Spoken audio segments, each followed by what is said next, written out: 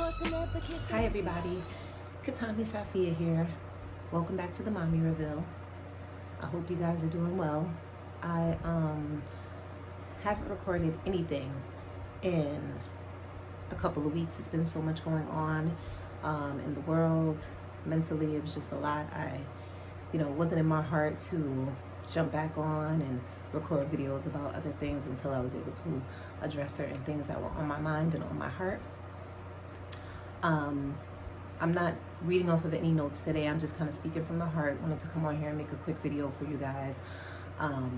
One of the topics that I did have on the list of things to talk about on my channel was fears and worries for all moms, but it only seemed fitting that I make a separate video on a Black mother's worst fears and worries when it comes to becoming a mom, and just every day as you watch your child grow, the things that we worry about, our concerns that unfortunately no one should have to worry about them, but we are the only ones that have to worry about them. I mean, with everything going on with George Floyd and COVID-19, obviously my people are disproportionately affected by police brutality and coronavirus. So it's been very taxing mentally, because I have been blessed enough to not have lost anyone directly to COVID-19, but I do have a lot of close friends who are losing parents, losing grandparents, losing loved ones, and it's a lot. It really is a lot. And so I just had to take a step back and just think and reflect on everything that was on my mind and on my heart, so I could sit here and have a quick conversation with you guys. So these are the fears of a Black mother. When you're becoming a mother and you are pregnant for the first time, you're excited. One of the things that is so unfair that we have to worry about as Black moms, that nobody else has to worry about, is ding, ding, ding, bringing a child into this world who's your pride and joy, but being afraid that in this world, in America, they are basically born with the disadvantage of Black skin. There's nothing you can do about that. There's nothing you want to do about that. You're going to have a beautiful Black baby, but the world is going to see them differently. It's going to see them as a threat. It's going to see them as a thief, as a criminal. And I honestly believe that it stops a lot of people from having children, because it is scary. It is very scary. Not to mention, even before you have the baby, Black women are more likely to die during childbirth than women of any other race, simply because we're Black and they don't think that we feel pain. There's plenty of studies on it. You can look it up. You can do your research. They don't think that we feel pain the same way as white women. So a lot of the times, Black women lose their lives because they're not being taken seriously when they're saying that they're feeling pain during or after childbirth. They're treated inhumane. I had a lot of issues when I was giving birth, being treated very rough, which is something that still bothers me to this day. It's very hard to be Black. So being Black and becoming a mother, being Black and being pregnant, being Black and being a mother of a son or of a daughter is just mentally draining. Because there was a time where we only worried about our brothers, our fathers, our man. We didn't want them to be the next Sean Bell, the next Amadou Diallo, the next Rodney King. But now times have changed. I have a beautiful baby girl. And with the Breonna Taylors, the Sandra Blands of the world, we are now worried for our daughters as well. It is terrible to have to wake up and look at your child that brings you so much joy and be afraid every day because you don't want to end up being Breonna Taylor's mother. You don't want to end up being George Floyd's mother. You don't want to end up being their children who are now left without fathers. It's very scary. It's very scary. admitting this to yourself because you don't want to allow it to consume you when you're living life every day, but it's so hard. And Black people are still expected to perform at 100% at work right after they just see a Black person who looks exactly like them, exactly like their husband, exactly like their son, exactly like their wife or their little sister being murdered on TV for everyone to see. You're still expected to act like it doesn't affect you. Do you know how hard it is to suppress those feelings on an everyday basis and just acting like it doesn't matter, acting like it doesn't worry you? Working with people of other races who are just completely oblivious to everything that's going on. They don't even bother to try and fathom what's going on in your head. They basically just act like it doesn't exist, and you know that they do. Playing stupid is no longer gonna work for me. I have white friends, you know, and I've actually had a white friend that I worked with who told me when Eric Gardner, I believe, was put in an illegal chokehold and killed on camera, that he was going to go and tell his friends that, you know what, my coworkers are predominantly Black and they're people too and they're cool. And it was just like, wow, your friends don't even look at Black people as people. These are the people that we're working with. They're all around us. They're around us when we take the train. They're around us when we go for lunch. They're on remote meetings, expecting you to just get right back to work. Meanwhile, you're worried about your child because you don't want your child to end up being the next George Floyd. Now, there are a lot of people fighting, but why do we have to fight for our human rights? Why do I have to be afraid? Why do I have to be afraid that it might possibly be one of my loved ones next time? There are so many other cases that we don't even know about. They're not reported on. You know, it's a lot. It's a lot. It's actually Juneteenth weekend right now. Father's Day weekend. The weather's beautiful. And we're going to try to make the most out of it. But mentally, my head is just gone because, you know, the Breonna Taylor situation really, it's still bothering me a lot. It's still bothering me a lot. This girl was working on the front lines with this whole pandemic, helping people, working at 2 different hospitals, putting herself at risk, being an essential worker, the most important people in the world right now. And she gets killed while she's in the bed sleeping. And nobody seems to, you mean to tell me that the higher ups don't see anything wrong with that? Had the shoe been on the other foot, I don't think that it would go the way that it's going right now. This girl was a young girl, a beautiful girl. She had a lot going for herself, trying to live right, walking the straight and narrow. And for this to happen to her is just disgusting. And the fact that I just can't understand the fact that nobody's being held accountable for this. That could be me. Sleeping in the bed with my daughter.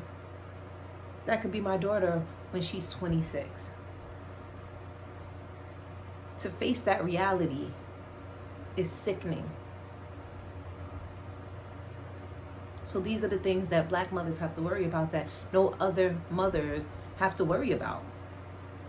When we're pregnant and we're going in to have these babies, we got to worry about them not treating us the way they treat everybody else. Why? Because we're Black and we're strong and we don't feel pain like everybody else does. How sickening is that? It's crazy.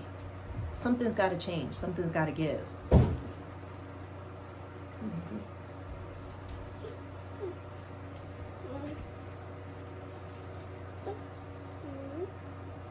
It's literally psychologically damaging. We cannot go on like this anymore, guys. To our white friends, we need your support. We need you guys to stop turning the blind eye. And we see y'all out there riding. Let your friends know that Black Lives Matter. Let your family know that Black Lives Matter. Let them know that my daughter, Breonna Taylor, Sandra Bland, they're all just as important as the women in your family.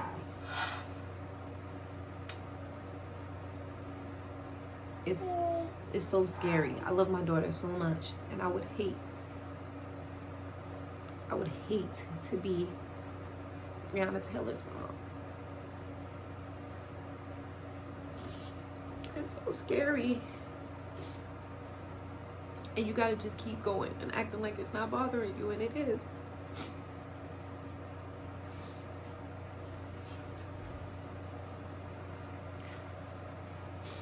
I got little cousins, a little nephew.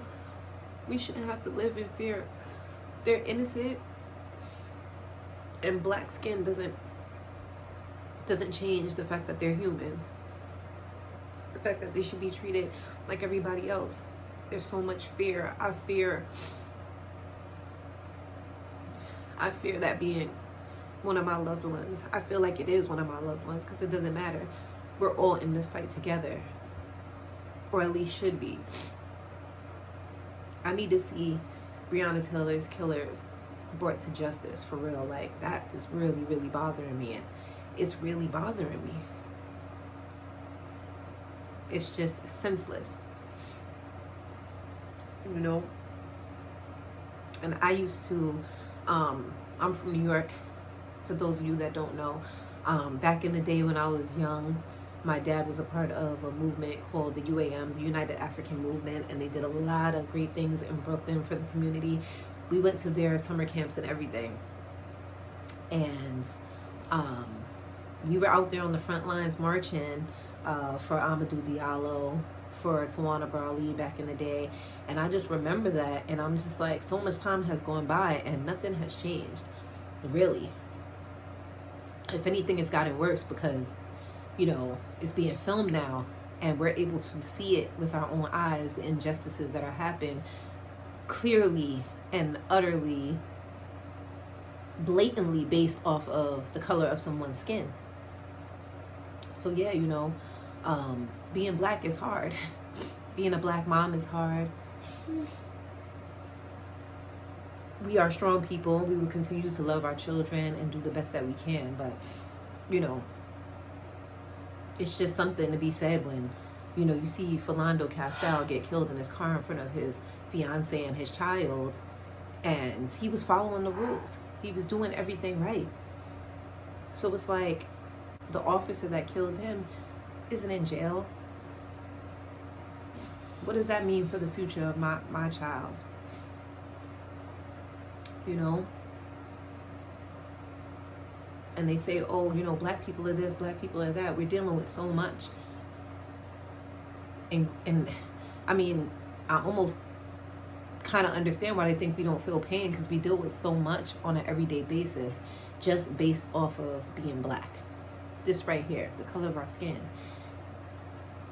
That you would think that we don't feel pain, because we just keep it moving every day. Kept it moving after Sean Bell, kept it moving after Amadou Diallo, kept it moving after Trayvon Martin, kept it moving after Tamir Rice, kept it moving after Dion Johnson, kept it moving after George Floyd. We got to keep on living and keep on being strong. But just take a second to think about how hard that must be, not knowing if you're leaving the house, if when your man leaves the house, if he's going to make it back. Even though you know he ain't got no gun on him, no knife on him, no drugs on him, got a clean license. You know all those things about your man, right? About your brother. But that don't mean nothing. And that's the problem. Because they don't have to be doing anything wrong. Breonna Taylor wasn't doing anything wrong.